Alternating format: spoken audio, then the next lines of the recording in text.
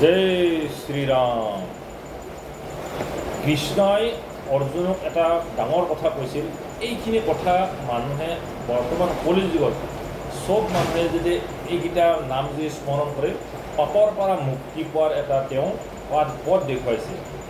যে কৃষ্ণই অৰ্জুনক কৈছিল, হে পাণ্ডৱ, মই তোমাক গীতাৰ গোপনীয় নামবোৰ ক'বলৈ খুজিছোঁ।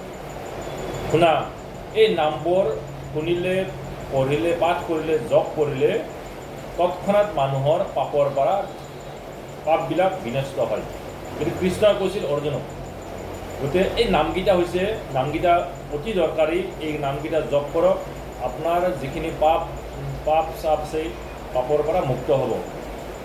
নামকেইটা হৈছে গংগা গীতা, সাবিত্ৰী সীতা, সত্যা পতিব্ৰতা, ব্ৰহ্মাবলী, ব্ৰহ্মাবিদ্যা, ত্ৰিসন্ধ্যা আৰু মুক্তি গৃহিণী,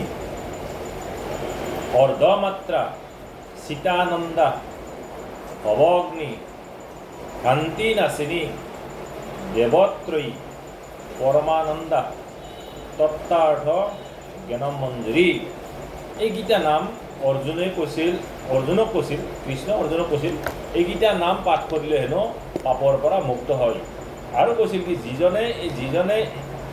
যিজনে চিৰজ মানে একান্ত মনে কথা কৈছিল, যিজনে চিৰজ চিন্তৰে প্ৰতিদিনে এই নামবোৰ জপ কৰে তেওঁ এই লোকত জ্ঞান সিদ্ধ লাভ কৰে আৰু অৱশেষত পৰম ধাম পায়। এইটো মহাপ্ৰভু কৃষ্ণই কোৱা কথা। গতিকে এই নামটো আপোনালোকক দিলোঁ, নামকেইটা লিখি ল'ব আৰু পাৰিলে আপোনাৰ জপ কৰক। আপোনাৰ যিখিনি দায় দোষ অপৰাধ আছে, ভুল ত্ৰুটি আছে, মহাপ্ৰভুই যেন আপোনালোকক এই দোষৰ পৰা মুক্ত কৰে। এইখিনি জপ কৰিব। গীতাৰ এনেকুৱা সৰু সৰু অধ্যায় লৈ কিছুমান গোপনীয় অতি দৰকাৰী কথালৈ আপোনালোকৰ ভিডিঅ'টো উপস্থিত হ'ম। গতিকে আপোনালোকে জপ কৰিব। ধন্যবাদ, নমস্কাৰ।